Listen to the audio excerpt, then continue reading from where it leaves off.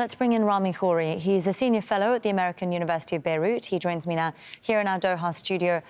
Rami, there feels like what's been a slow shift, perhaps, in public sentiment in Israel around the government's handling of the war, and especially around the captives issue.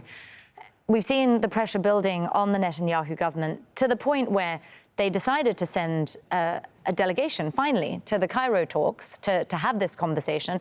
Where are those talks now? It feels like it's been a long time since we heard about any update from there. Sending a delegation could be a positive sign, but not necessarily. They've had talks for months and months, and they only reached one agreement the first time. But there is a lot of pressure on Netanyahu from about five or six different sources within Israel. That's his problem.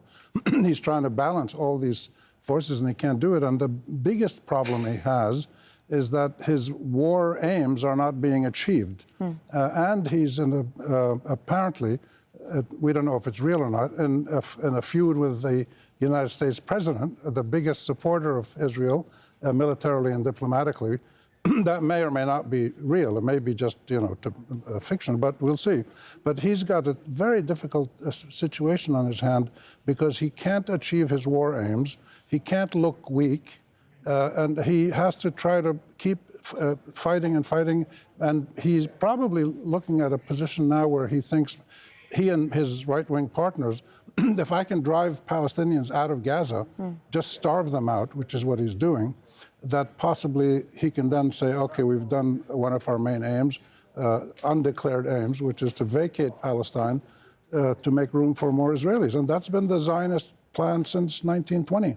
Well, declared and undeclared war aims, you were saying, that he hasn't been reaching the declared war aims either. We're now seeing these two huge offensives, one in the north of the Strip, where they said they'd actually cleared Hamas, and this offensive in Rafah, which the US is obviously not thrilled about. We've got two offensives ongoing. I'm wondering where ceasefire negotiations are. Are they actually even taking place anymore? Oh, they're probably taking place in a slow motion because they have to go through the Qataris and the Egyptians and the Americans. So these are very slow, indirect processes. If it looks like somebody makes a concession and they can reach an agreement, then Bill Burns will come out. So when Bill Burns, the head of the CIA, comes out, that's a signal that something serious is happening. Until then, it's probably just making your statements, taking positions. So should we then regard these two large military offensives that we've been seeing unfold over the last week or so as a major setback? I mean, presumably, especially from what we've been hearing from Hamas, everyone seems to have really gone to ground with their positions. Jabalia is a setback because they had said they cleared that area and they left and it was safe, but they obviously didn't. Rafah is not necessarily a setback because it's the first time they go into Rafah in a big way with the ground forces, and we don't know how far they're going to go in, but it doesn't matter if they go in on the ground or if they bomb from the air. The result is the same. Life becomes unlivable. Masses of people die and injured, and some of them start thinking of fleeing. So I think he's got a military problem on his hands, but he's got a political problem domestically at home, a diplomatic problem with the United States, and the biggest problem he has is the whole world is up in arms to support the Palestinians. In Europe and the US and Australia and South Africa, it's unbelievable, and he doesn't know how to deal with this. Well, I wanted to ask you about that shifting global public opinion as well. We've obviously seen these huge and growing protests across the globe. How much of that is actually affecting government policy, though? Which government? Israel? No, the national governments in their dealings with Israel. It depends how much the mobilization and protest can impact the domestic political process.